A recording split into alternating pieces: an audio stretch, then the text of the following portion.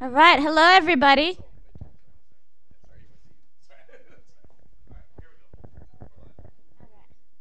Hello everybody.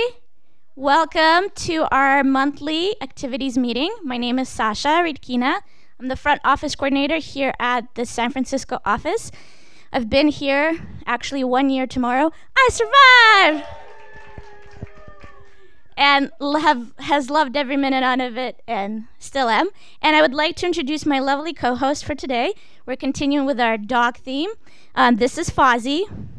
Hope you can see him.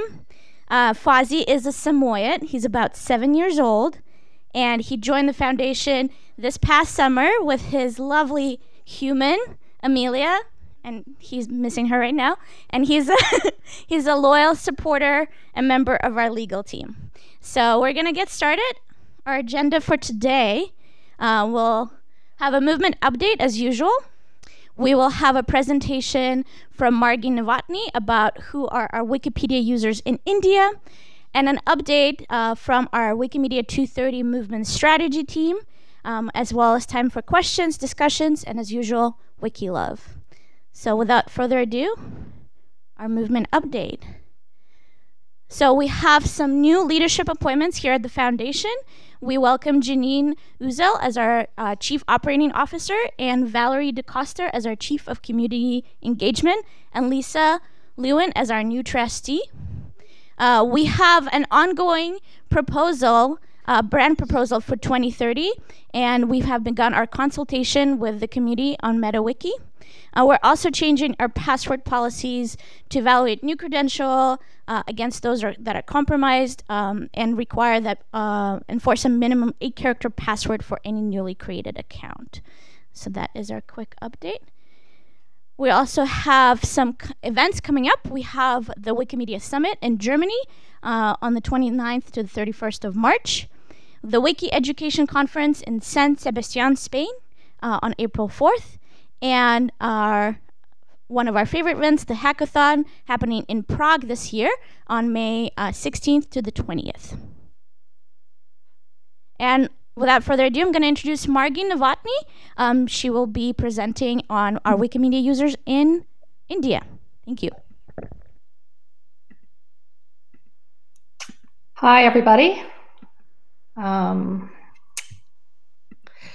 Okay. Thanks for showing up at this month's activities meeting. I'm here to present some work that we did. We started last spring, and you may remember that Daisy Chen had done a presentation back in August last year around the mobile personas work we did for the U.S. So in that project, we had developed 6 different personas, showing kind of a range of uses, challenges, and motivations for people across the technology savviness spectrum, across the language spectrum, and kind of distributed geographically. In a follow-on effort, we did the same project, but in India. In this case, we ended up with 6 different personas, which I'll give you sort of a high-level orientation to. Of these personas, all but one are multilingual. In each case, for each of a translation is a really big deal.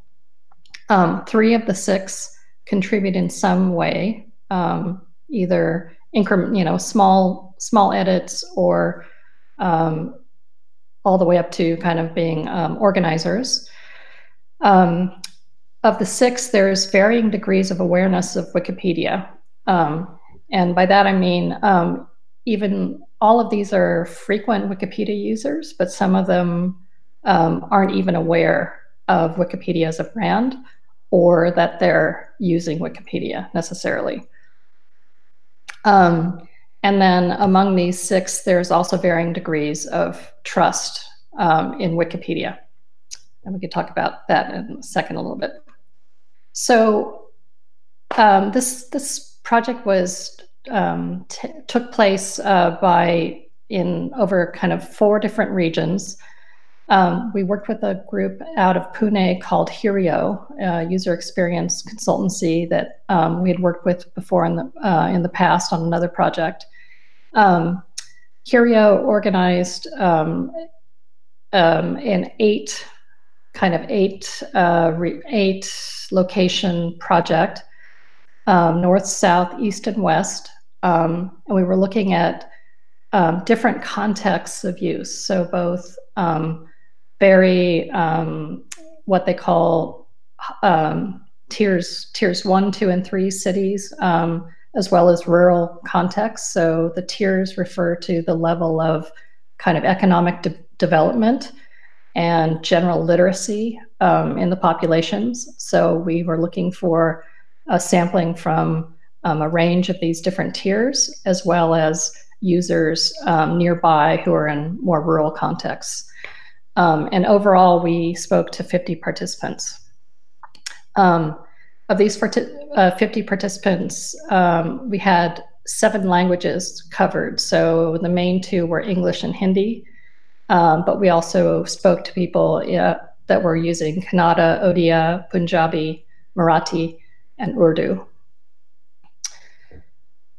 So when we take on a project like this, there's always a stakeholder group of designers and product managers and community folks who are consulted about what are the dimensions that the research or that the stakeholders are most interested in learning about. So for this project, these were the main dimensions. So they were how these different user types use language day to day, whether it's English primarily, whether they're switching back and forth between English and a second language or a third language, whether they're using their regional language first, or whether they're using a regional language only. Of course, their comfort level with technology is very important. Their access to the internet is critical, and their awareness of Wikipedia, as I mentioned, can range from 0 to very high. And then lastly, we were looking for people who were strictly consuming, to people that made small incremental contributions, all the way to people that were trying to organize other people to contribute. And so you may remember from the last presentation that the way we think about these personas is that we kind of try to cover the map of these different dimensions by looking for combinations of these different characteristics. So I've only showed the colored lines here show 3 different personas of the 6 that we have. So just to give you an idea of how we think about making sure that when we finish a set of personas, they are actually as comprehensive as they can be in terms of covering all the dimensions that our stakeholder group is interested in.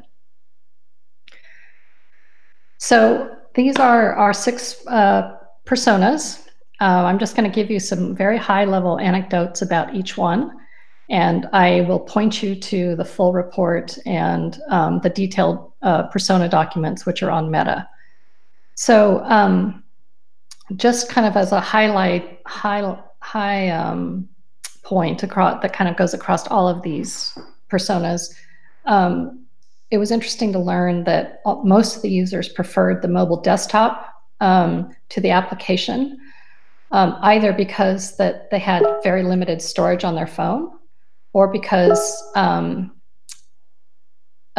limited storage on their phone, or because they just didn't really understand, they didn't really have the tech savviness to really understand the app model at all. So it was either lack of awareness or just a preference for using the mobile app. So starting at the left side is the new editor is Sujay. He's super motivated to edit, but is really challenged by the editing policies and by trying to edit via the mobile desktop on his phone. Sultana is someone who likes to prove a point. She's constantly online looking for sources to justify her arguments. So she's using Wikipedia a lot, half the time without realizing it. But when she's asked about whether or not she believes in the content, her take is that she can't trust the content because she doesn't trust the editing process. She thinks the editing process is faulty. Kartik is a movement organizer. He's an open source proponent, so he's like quite a zealot and a evangelizer for the product. He edits a lot, but finds it really challenging to do on the app. Ipsita is a tiger mom. She hovers around her kids as they're doing homework, and she's constantly trying to help her kids by looking up translating terms from the regional language into English or Hindi, and especially where very little regional content is available.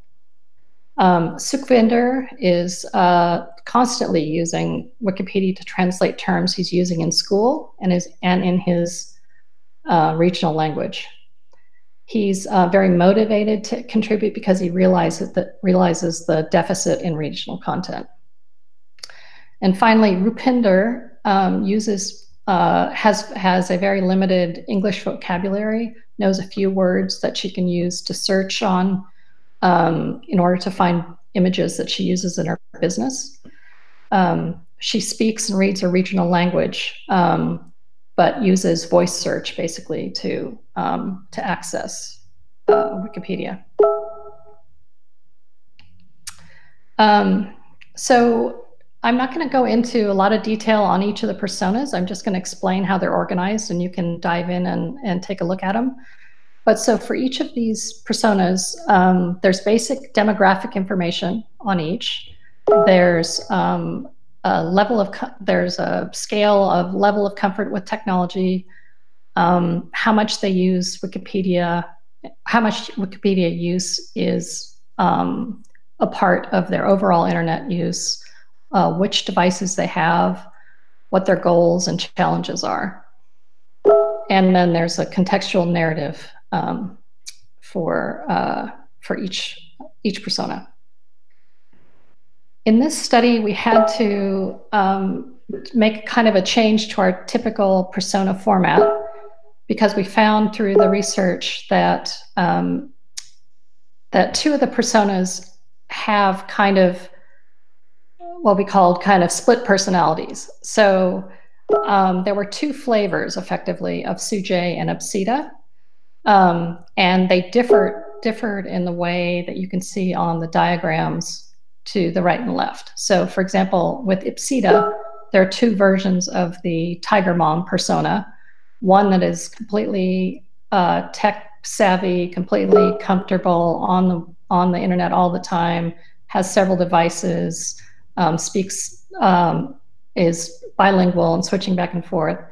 And the other Ipsita is doesn't have constant access, has one device, is working from a rural context, has limited understanding or ability to move between languages, and limited tech comfort. So we can see with Sujay, so the way to look at these split personas is to say that to read the main page, which has all of the key information, and then on the second page it shows how the two flavors of persona vary. And finally, the other great bonus of doing this kind of persona work is that you pick up a lot of anecdotal information and recommendations about the kind of the pain points and opportunities that each of these user types experience. So the main recommendations that came out of this study were that people wanted to be able to listen to Wikipedia. and they wanted it to be easier to do voice-based searching on. The academics that we talked to wanted a Wikipedia that was reliable and acceptable as a reference. Several folks wanted to understand better how the Wikipedia content was created, and we saw a relationship between their understanding of how it's created, the process by which stuff is verified, and their level of trust in the content. There was overwhelming desire for a better mobile editing experience. So because most of the people weren't using the app, they were really struggling with the mobile desktop on the phone. And that just doesn't work. Also, the new editors, similar to everywhere else, new editors just need ways to get help along the way. They can't. One of the anecdotes was that after watching a 4-hour video, one of these editors still was not able to do basic edits.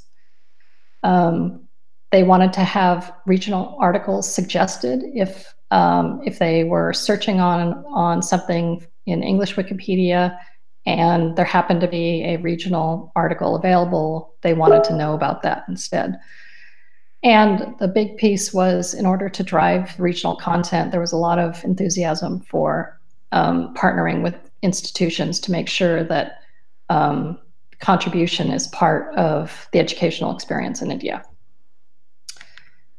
So the report, the full report is on MetaWiki, and there's a link to it in this doc.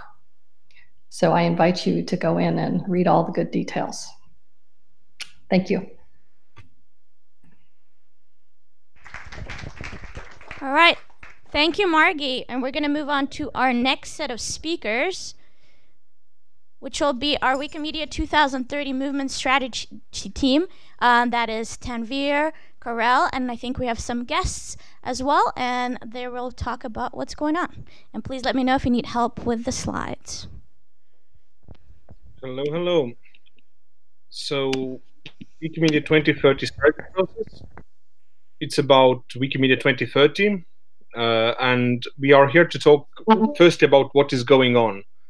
And probably you know that already, but I just want to remind you that movement strategy, this is exciting stuff, and I'm really excited to talk about the exciting parts here. For me, there are two things that I want to highlight this month. And one of the things that is really exciting for me, and what I really like about this process, is that we are using the working group model. So we have working groups. Actually, we are bringing the diversity that we have in our movement across projects, user groups, bigger chapters, also Wikimedia Foundation, into the center of a movement strategy process with a working group model. And these are really great discussions that are going on in the working groups.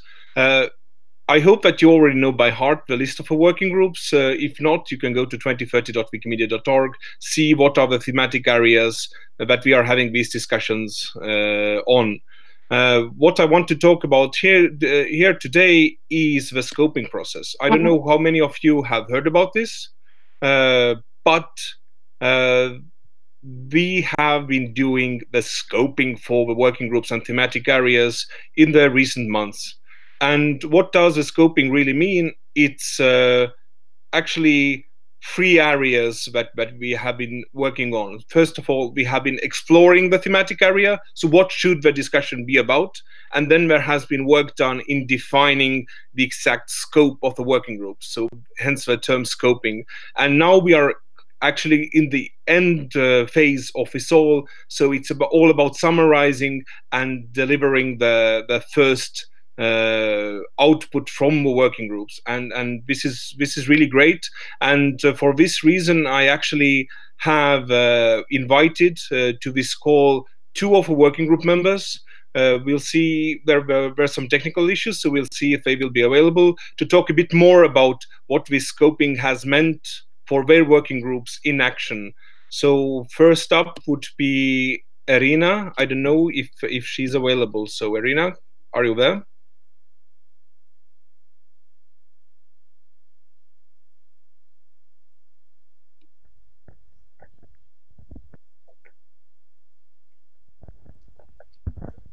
we're still having some technical difficulties. Is there some from strategy who can?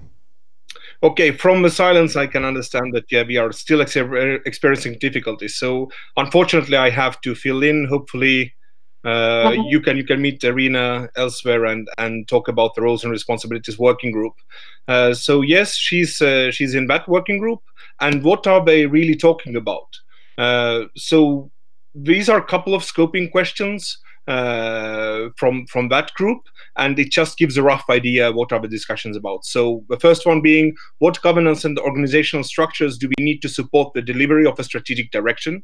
So really looking at the movement governance, organizational structures, all that. How do we ensure that our governance and operational structures can adapt to social, technological, and political change? So this is what the Wikimedia 2030 is also about, adaptation and change. And the third one is, what is the future structure for the Wikimedia movement that will create less friction and more synergies? So these are the kind of things we are looking at in the strategy process and in this group. Now, looking at the activities, what this group has gone through is that they have a steady online interaction. They have bi-weekly meetings. They also have working sessions where they are working on concrete topics. They have been preparing the scoping document. And one interesting thing that this group has done is that they have gone out there on the field and they have made interviews with people in the movement. And actually, the summary of these interviews was just uploaded on Meta today. So look at Wikimedia L for a link, or go browse Meta yourself. So this is really interesting thing, and I suggest that you should be reading these interviews if you're interested in that topic. And also, they have done a survey to collect some basic information on how different groups in our movement function, and this is just an idea of how the working groups are ensuring that they are well informed and up to speed in their discussions. Now, looking at the concrete one concrete task that this group has been doing is actually working on mapping the roles and responsibilities in the movement. So really creating a clear map of who we are today, what are the existing roles and responsibilities, and also looking at the roles, really looking at official and non-official responsibilities related to these roles. Also, they have looked on challenges, the good and pain points between different roles, and they have done some mapping across the groups to understand what is the originating point of the good or even more the pain points. So to understand that, and to ensure that with these movement strategy discussions, we can actually initiate structural reform to overcome these challenges and release the energy stuck in the challenges. So this is what has been a concrete work of the roles and responsibilities working group. And now I'm happy to hand over to Oscar Costero from Capacity Building Working Group. So Oscar, I hope you are there. Yes, I'm here. Thank you, Karel. Thank you, Tanvir. Well, I'm going to talk about a little bit about the working group, specifically about the work that we do in a subgroup called the glossary group. Next slide. Well, first, this is, like Karel mentioned, the scope. That was after months and months of work. We come up with this definition of questions, basically, asking to be resolved in the future. The first one is, which stakeholders should be part of the capacity building efforts, but to contribute as well as receive them. The second one, what processes will be needed to build or change it for the specific capacity building efforts. And the third one, how do we make capacity building inclusive and available in an equitable way? But this is started a lot of months ago, I think in August, we starting with the work. The first task was to know what areas of expertise we have in our group and what was missing, basically. We compiled a roster of competencies. Based on that, we started our work. Then we started to discussing what capacity building was, the definition, what was their internal argument about how a capacity or community had dealt with the capacity building if that community have emerged yet a community in the movement, or whether this working group should be designed or recommend anything for her to from the scratch. So we have like a formal definition that was work a lot of capacity building, and I'm going to read that. It was discussed a lot again for meeting the meeting ends. It is the activities and communication that systematically build, obtain, strengthen, retain, and share knowledge, skills, belief, tools, processes, and resources for all Wikimedia stakeholders to move towards our strategic direction to knowledge as a service and knowledge equity. So that was the definition and was part of the subgroup, part of the subgroup, and also the whole movement the whole group to work. Later on, we decided to divide the work in a small group. One of those small group was the glossary group. And I'm going to share with you a lot of findings, a few findings that we have for all these months. Yes, next slide. The first one is that capacity building is more than a list of resources. It is like extending human connection. This meaning that we see experiencing things in the same way or in different way that another person from another country experience that experience. And the capacity or the glossary group help starting to using a common language, because we learned that a word can have multiple definitions depending on the culture of the person where it's from.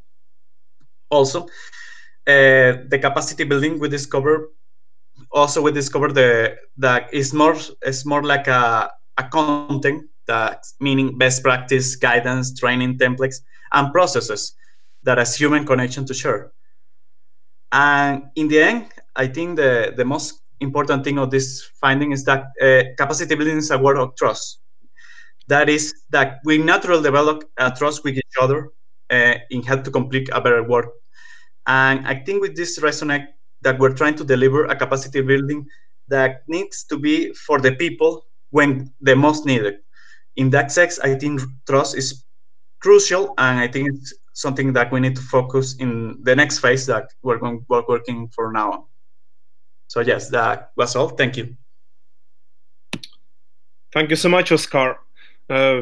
So this is the work that the working groups are doing, and this is happening in all of the 9 working groups. Everyone has kind of their own path in getting there, and you heard the 2 stories we have from the scoping phase. Now the big question and exciting question for me to you is how to be involved in the process. And the main point here is that regarding the process, one of the things is that I think the process itself is reimagining ourselves as a global community. So this is what we are doing, and this is what is the idea of a movement strategy process. Also, this means that you are the one who are going to make this happen. So each one of you, each individual, you are part of the community, the global community that we have, and I really would like to see you participating in the conversations, and then also implementing the changes in our movement to strive towards the strategic direction. So this is my hope.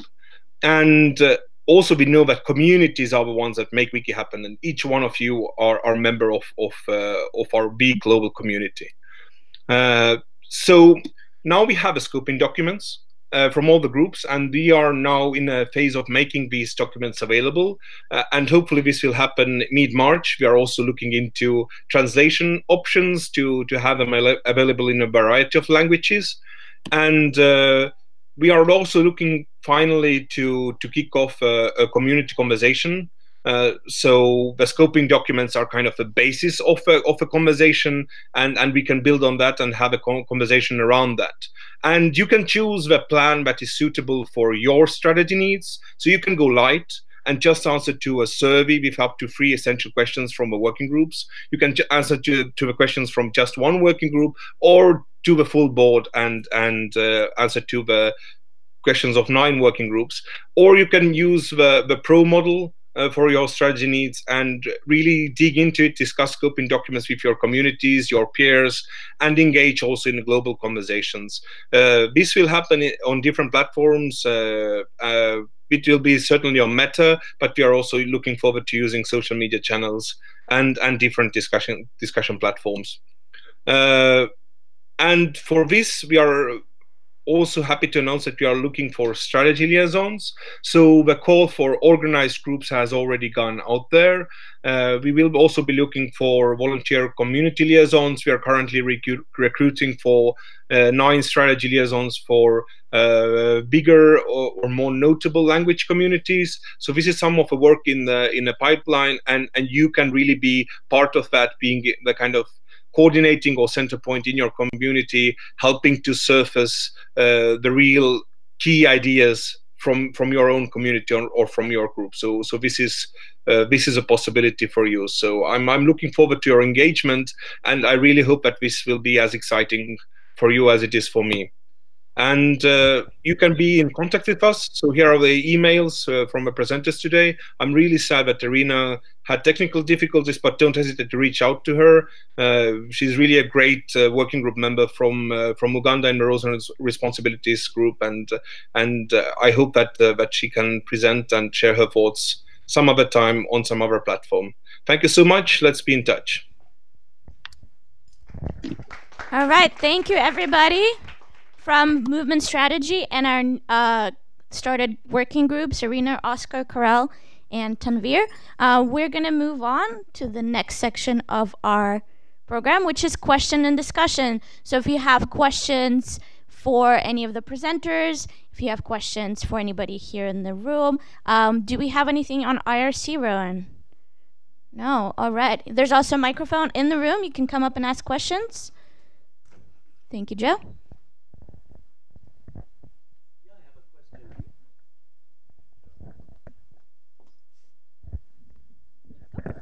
I have a question for Margie on her interesting research. I was very interested to see, and I guess a little surprised, to see the emphasis on spoken input and output. I guess particularly, I was curious why people would want to listen to Wikipedia, since it seems like a relatively inefficient or slow way to get information. So can you say more about what the user's needs and use case is there?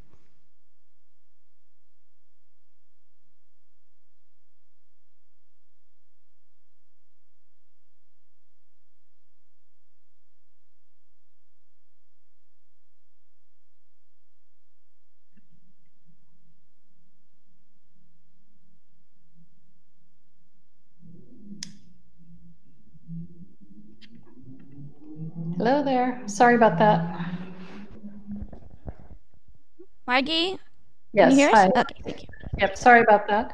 So Joe, I think I caught the gist of your question. So why would people want to listen to Wikipedia? I think part of it was wanting to have the ability to access content while in transit, and then sometimes it's just easier in hands-free situations like commuting. But then other times was just like to have spoken, like the persona Rupinder liked using the voice search capabilities and would have preferred to have the results written, kind of read back to her in some cases in her regional language. And that was the case also for, I think it was the mom, the hoverer mom. When you say in the original language, does it mean from an article in that language, or does she want translation on the fly in audio? They talked about translation on the fly, as well as just reading back, just having an audio version in without translation as well. Thank you, Margie. Any follow-up questions? All right. Do we have any more questions on? Not a question, but I would like to follow up with something that Margie mentioned. This is coming from the experience that I have working with Indian languages. one of the reasons why people prefer to have audio input is because typing in Indian languages is very, very problematic. There is no good script that allows for easy typing and an easy access of search words. Hence, the request and the idea that audio becomes more important. Thank you. Thank you. Margie?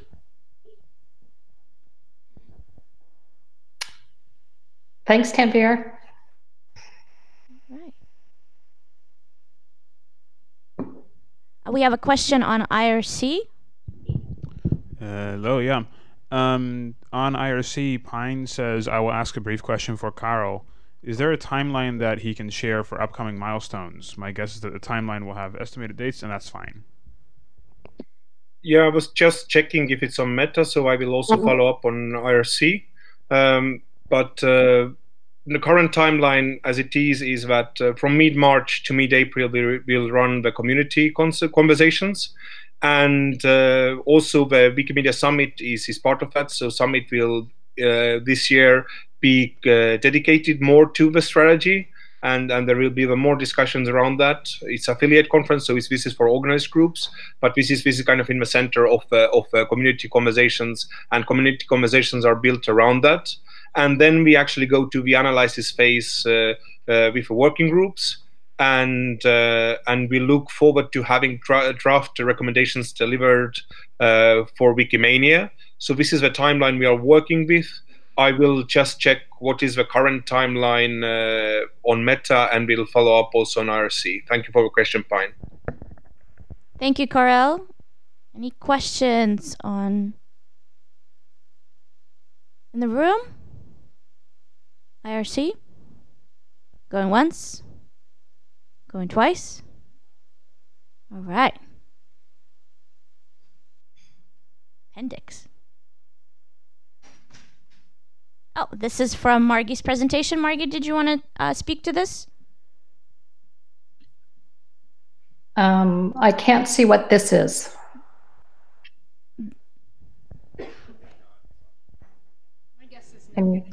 Okay. Oh, okay. Oh.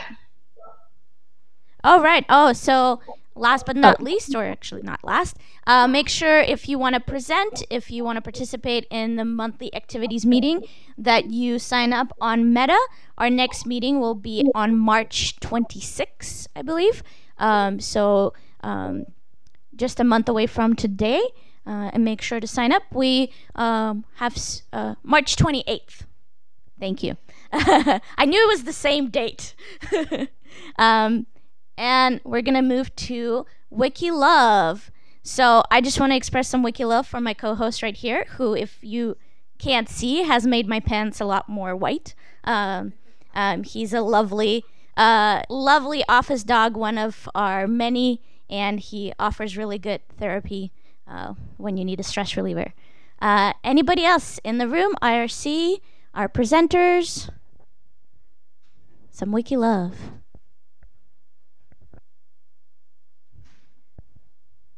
Please use the microphone on the side of the room. Thank you. Hello, everyone. I'm Katie Love, and there are 3 people that I wanted to say thank you to and appreciate their contributions.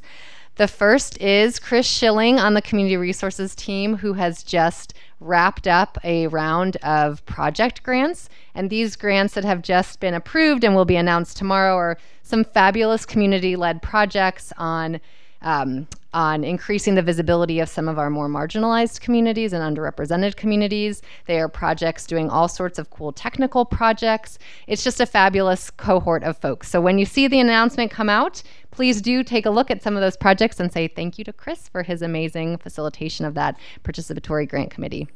And then I wanted to say thank you so much to Thomas, who's been a huge supporter to the Community Engagement Department over the last few months and just a fabulous addition to our department. Thomas, you rock. And finally, I wanted to say thank you to my wonderful co-partner in all things strategy, which is Sati Houston, who has done such a fabulous job in helping move forward a number of mini projects on our team, and who has done so with patience and grit and compassion and so much grace. That's it. Woo!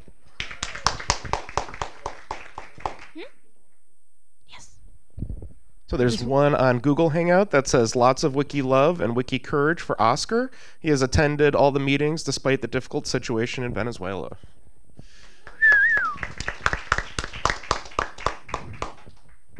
I just want to say thank you to Sasha and Robert for the lovely loose leaf tea in the office. It makes me a little bit more happy every time I drink it. Thank you. And it comes in cute jars. Yeah, thank you for the tea. I love it too. And Wiki love for Winifred for being an amazing friend and being supportive through challenging situations.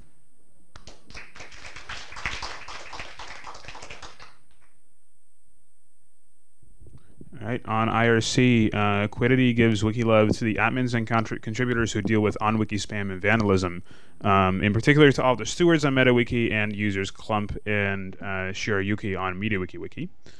And Pine gives WikiLove to Dario for his years of service and congratulates Layla on her promotion.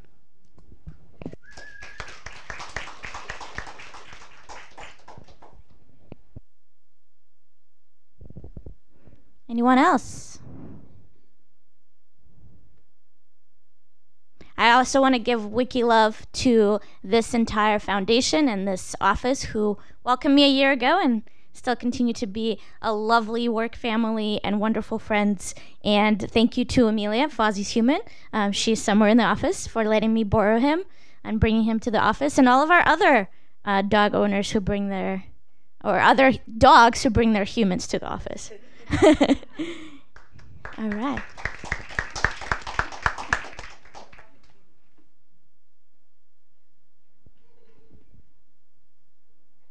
All right, last call for WikiLove or questions. Miss Kate? I wanted to say thank you to analytics engineering and particularly Luca and Andrew, who have been doing an amazing job reaching out to product analytics and giving us a heads up about some of the changes, and we really appreciate that extra communication. Woo! Some more WikiLove from Maria. Yes, lots of WikiLove for Abby, who is super supportive of new design research projects and is inviting people to think from a design perspective, and I really appreciate it.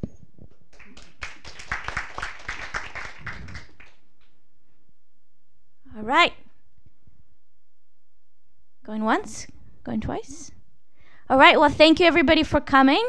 Thank you for the comms team for giving me the opportunity to host this. And we will all see you next month on March 28th, which is 11 a.m. Pacific, 1900 Universal Time. I gotta remember my European time. And one more. And one more, because the stream might be a little bit behind. Okay, thank you. Caitlin Cockdale sends WikiLove to Jessica Robel on the fundraising team for managing translations in dozens of languages right now and doing it with her characteristic patience and grace. Woo!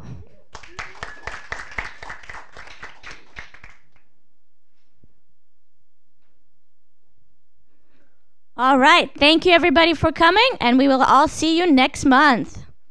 Bye-bye.